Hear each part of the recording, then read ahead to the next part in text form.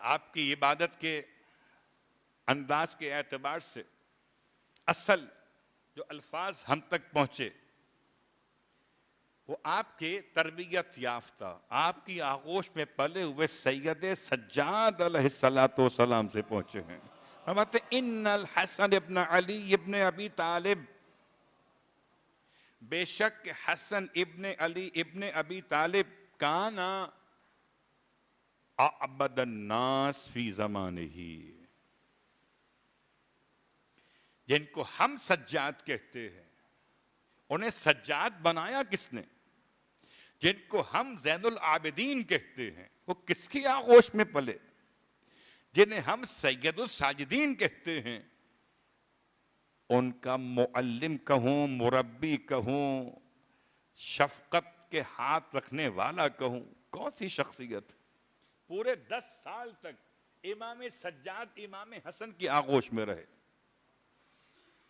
مولا کائنات کی شہادت کے بعد سے لے کر اب 2 سال کے تھے یا 4 سال کے، چوتھے امام جب مولا کائنات شہید ہوئے، اس کے بعد سے لے کر اور جب تک امام حسن حیات رہے تب تک عبادت حسن کو آپ مشاہدہ کرتے رہے. تو آپ فرماتے ہیں کانا، غور کیجئے گا، آپ کسی کے بارے میں کیا کہہ سکتے ہیں؟ کون نماز کیسی پڑھتا، کیسی عبادت کرتا؟ اور عبادت کے لفظ کے لیے ایک جملہ آپ کی خدمت میں حدیث قدسی کا پڑھوں. ارشاد فرماتے ہیں سرکار ختم یہ مرتبت احمد مجتبیٰ محمد مصطفیٰ صلی اللہ علیہ وآلہ وسلم پروردگار کے حوالے سے کہ خدا فرماتا ہے حدیث قدسی، تفرغ یا عبادی لعبادتی، اے میرے بندے میری عبادت کے لیے اپنے آپ کو آمادہ کرو، اپنے آپ کو تیار کرو. اگر تم میری عبادت کے لیے اپنے آپ کو تیار کرو گے، آمادہ کرو گے، تو املأ قلبک، تو میں تمہارے دل کو بھر دوں گا غنن، بے نیازی سے. تمہارا دل تونگر ہو جائے گا، تمہارا دل بے نیاز ہو جائے گا. جس کا دل غنی ہو جائے اس کے لیے دنیا کی کوئی مال کی حیثیت رہتی ہی نہیں. دل، آپ تو بہت اچھے انداز سے جانتے ہیں کہ دل کا مسئلہ بہت اہم ہوتا ہے. اگر دل میں انسان کے بخل ہو تو گھر کا مال کسی کام میں نہیں آتا، اور اگر دل میں سخاوت ہو تو غربت پریشان نہیں کرتی. خدا کہتا ہے اے میرے بندے میری عبادت کے لیے اپنے آپ کو آمادہ کر، فارغ رکھ. املأ قلبک غنا، میں تیرے دل کو بھر دوں گا بے نیازی سے. وَأَمْلَأُ يَدَيْكَ رِزْقًا، اور میں تیرے دونوں ہاتھ بھر دوں گا روزی سے. خدا کہتا ہے بندے سے. پھر اگلا جملہ وَلَا تُبَعِدْ مِنِّي، اے میرے بندے مجھ سے دور مت جائیو، مجھ سے فاصلہ اختیار مت کرنا، ورنہ املأ قلبک بالفقر، ورنہ میں تیرے دل کو بھر دوں گا غربت سے، فقر و فاقہ سے. وَأَمْلَأُ يَدَيْكَ شُغْلًا، اور تیرے ہاتھ کو بھر دوں گا مشغولیت سے. یعنی کام کیے جائے گا، پیسہ نہیں آئے گا، رزق نہیں آئے گا. اس کا مطلب ہے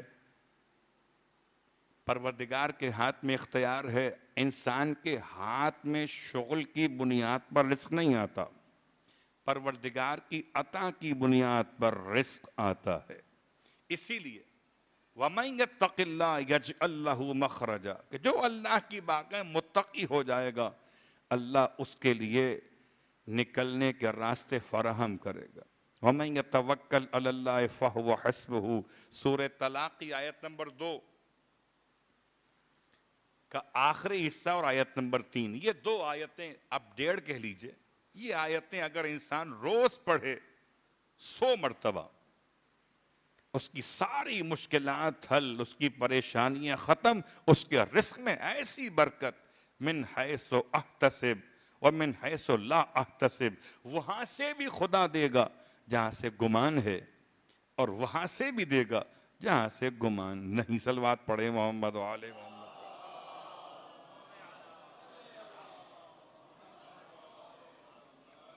تو امام حسن مجتبیٰ کی عبادت کی گواہی کون دے رہا ہے؟ امام سجاد۔ کیوں؟ اس لیے کہ امام سجاد وہ امام ہیں کہ جو امام حسن مجتبیٰ سے عبادت کا سلیقہ اور طریقہ دیکھ کر آگے بڑھ رہے۔ اللہ اکبر۔ تو جس کے ساتھ چل کر امام سجاد سجاد ہو جائیں، وہ خود کتنے بڑے سجاد ہوں گے۔ کیا آپ کے سجدے، کیا آپ کی نمازیں۔ عابد الناس فی زمانہ ہی، امام فرماتے ہیں کہ حسن ابن علی علیہ السلام عابد ترین تھے اپنے زمانے میں۔ اللہ اکبر۔ اہل علم و ادب کا مجمع ہے، افضل تفضیل کا صیغہ استعمال ہوا۔ اکبر کا مطلب کیا؟ سب سے بڑا۔ افضل کا مطلب کیا؟ سب سے زیادہ صاحب فضیلت۔ تو عابد کا مطلب کیا؟ سب سے بڑا عابد۔ سید سجاد کی نگاہ میں اپنے زمانے میں امام حسن سے بڑا عابد کوئی نہ تھا۔ وہ ازہدہم، اپنے زمانے کے زاہد ترین، وہ افضلہم، اپنے زمانے کے انسانوں پر افضل ترین تھے امام حسن۔ اور اب آئیے روزے کے حوالے سے، کیا امام کے روزے ہیں؟ آپ سب کے سب اس بات کے شاہد ہیں کہ اتنی مجالس آپ نے سماعت فرمائی ہیں۔ سورہ دہر تو سنا ہوگا۔ سورہ دہر میں کیا روزے کا تذکرہ نہیں ہے؟ کوئی ایفائے عہد کے نام سے؟ کیا شہزادوں کی شفا یابی کے لیے منت تو مانی تھی مولائے کائنات جناب سید کونین نے، اور روزے میں شامل ہوئے خود شہزادے بھی، اور امام حسن کا روزہ، امام حسین کا روزہ، اور وقت افطار میں دونوں کا اپنے اپنے حصے کی روٹی اٹھا کر، اب تو کہنا پڑے گا کہ بڑے اور چھوٹے سب برابر تھے۔ جو روٹی فاطمہ دے رہی تھیں سلام اللہ علیہا، جو روٹی مولائے کائنات علیہ السلام دے رہے تھے، ویسے ہی جنت کے جوانوں کے سردار بھی اپنے آگے سے افطار کی روٹی اٹھا کے دے رہے تھے۔ نہ تو ماں کی محبت غالب آئی، نہ باپ کا پیار غالب آیا۔ بیٹو تم تو کھاؤ، ہم جانے اور سائل جانے، ہم جانے اور مسکین جانے، ہم جانے اور یتیم جانے۔ اللہ اکبر۔ لیکن تاریخ شاہد ہے کہ صرف یہ پنجتن میں 4 افراد، 5واں تن حضرت فضہ سلام اللہ علیہا بھی شامل ہو گئیں۔ آپ نے بھی اپنے حصے کی روٹی اٹھا کر، منت 2 کی تھی، ہو گئے 5۔ 5 کا روزہ ہے، 3 دن کا روزہ، اور 3 دن افطار کا کھانا اٹھا کر حوالے کیا۔ اب جب امام حسن لقمہ اٹھاتے افطار کرنے کے لیے، ہو سکتا ہے آپ میں سے کوئی اگر گرمی کے موسم میں روزہ رکھنے کا ذائقہ چکھنا چاہے تو اس کی خدمت میں جملہ عرض کر دوں۔ غالباً آج سے 3 دن پہلے میں نے جملہ بیان کیا تھا، مولا کائنات علی ابن ابی طالب علیہ السلام کے حوالے سے۔ آپ فرماتے ہیں کہ مجھے تمہاری دنیا کی باتوں میں 3 باتیں پسند ہیں۔ میں نے 1 پڑھی تھی، 2 چھوڑ دی تھی، ان میں سے 1 آج پھر پڑھ دیتا ہوں۔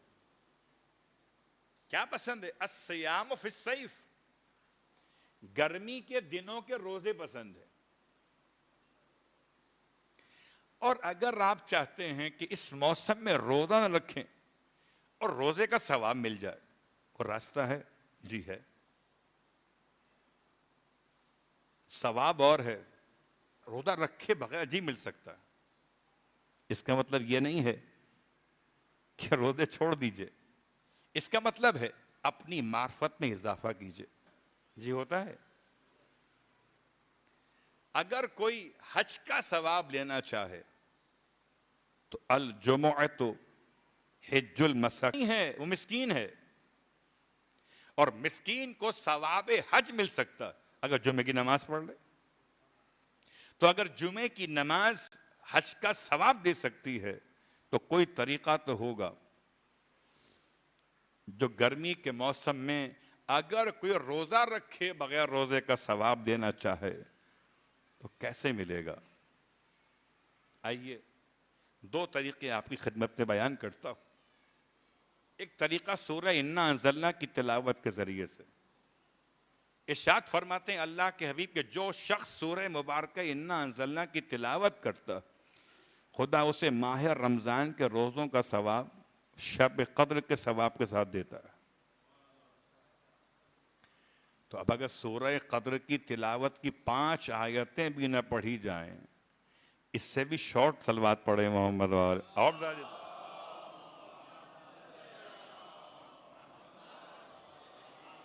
اس سے بھی شارٹ بتا دیتا ہوں. کل کی بات سے آج کی بات جڑ جائے گی. کھانا کھانے کے بعد اللہ کے حبیب کی روایت کہ جو شکر خدا ادا کرے الشاکر للہ اجرہ الصائم، کہ جو شکر خدا ادا کرے خدا کی نعمتوں پر خدا اسے روزے دار کا ثواب دیتا ہے. تو آپ جو کھانا استعمال کرتے ہیں، صبح کا ناشتہ ہو، دوپہر کا کھانا ہو کہ رات کا کھانا ہو، اگر 3 اوقات میں شکر خدا کو ادا کریں تو 3 روزوں کا ثواب آپ کو دن میں مل جاتا ہے. لیکن اگر کبھی روزہ رکھا ہو اور چاہتی ہوں کہ سیرت امام حسن تلاش کریں تو آپ کی دعا تھی وقت افطار کے لیے، بسم اللہ الرحمن الرحیم یا واسع المغفرت اغفر لی. جب آپ پہلا لقمہ اٹھاتے تھے افطار کرنے کے لیے تو خدا کی بارگاہ میں یہ جملہ پڑھتے تھے. بعض روایات میں خالی بسم اللہ ہے، بعض روایت بسم اللہ الرحمن الرحیم پورا، بسم اللہ الرحمن الرحیم اغفر لی. آپ لقمہ اٹھاتے تھے اور اس کا ثواب بیان فرماتے ہیں کہ جو شخص لقمہ اٹھاتے ہوئے بسم اللہ کہہ کر خدا سے مغفرت کا سوال کرتا ہے خدا اس کے سارے گناہوں کو بخش دیتا ہے. ایک ایک لقمے پر یہ ثواب امام حسن کی بارگاہ سے آپ کی خدمت میں پہنچا دیا. اور تیسرا جملہ آپ کی خدمت میں آج کی حد تک، شب جمعہ بھی ہے، اور شب جمعہ اس جملے پر جانے سے پہلے دل چاہتا ہے کہ آپ کی خدمت میں ایک جملہ درود کا بیان کر دوں کہ درود کی اہمیت شب جمعہ میں خاص. ارشاد فرماتے معصوم کہ عصر کے وقت جمعرات کے دن سے لے کر اور جمعے کے دن تک 24 گھنٹے کے لیے سمجھیے، یا جمعے کے دن غروب آفتاب تک سمجھیے، فرشتے لاتے ہیں قلم اور لوح کو، سونے کا قلم چاندی کی لوح، صرف درود کا ثواب لکھتے ہیں، کچھ نہیں لکھتے، صرف درود آل محمد کا ثواب لکھتے ہیں. یا یوں سمجھ لیجئے کہ 2 فرشتے خدا نے بٹھائے ہیں، ایک دائیں طرف والا ایک بائیں طرف والا. جب کوئی انسان نیکی کرے تو دائیں طرف والا بزی لکھنے میں ہو جاتا، جب کوئی برائی کرے تو بائیں طرف والا بزی ہو جاتا ہے. دونوں ایک ساتھ بزی کب ہوتے ہیں؟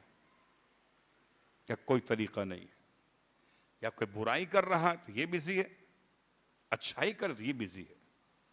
ایک طریقہ ہے، درود اگر پڑھو گے دونوں بزی ہو جائیں گے. یہ نیکی لکھے گا، یہ گناہ مٹائے گا. درود کی تلاوت،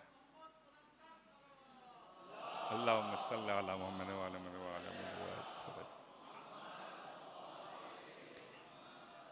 تو شب جمعہ درود کی تلاوت اہم ترین عبادتوں میں شامل، مگر درود کامل. شب جمعہ کا درود عام درود کے مقابلے میں ذرا تفصیلی ہے. آپ نے یہاں تک پڑھا اللہم صلی علی محمد وآل محمد وعجل فرجہم، اگلا جملہ آ گیا، وَأَهْلِكْ عَدُوَّهُمْ، اس کے بعد آ گیا من الجن والانس، ایک اور جملہ آ گیا من الاولین والآخرین، اب مکمل ہو گیا۔ ترجمہ کیا ہے اس کا؟ کہ اے خدا محمد اور آل محمد پہ رحمت نازل فرما اور ان کی کشادگی میں جلدی فرما، ان کے دشمن کو ہلاک فرما، چاہے وہ جنوں میں سے ہوں ان کے دشمن، یا انسانوں میں سے ہوں، اولین میں سے ہوں یا آخرین میں سے ہوں۔ یہ درود ایسا ہے جو تولا بھی ہو گیا، تبرہ بھی ہو گیا۔